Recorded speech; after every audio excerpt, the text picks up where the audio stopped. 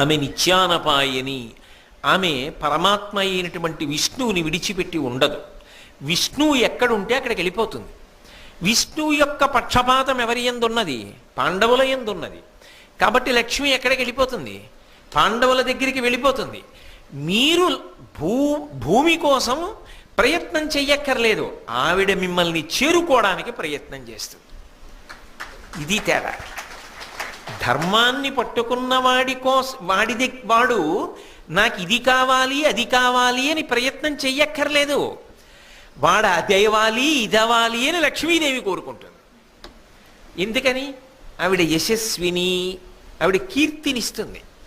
ఆ కీర్తినిస్తుంది కాబట్టి ఆవిడికి ఏమిటంటే కోరిక, మా ఆయనకి ప్రీతి కలిగేటట్టుగా ప్రవర్తించగలిగిన వాడు, ధర్మాన్ని పట్టుకున్నవాడు. కాబట్టి వీడు కీర్తివంతుడు కావాలి, వీడు ఎక్కడికి వెళ్ళినా గుర్తింపబడాలి.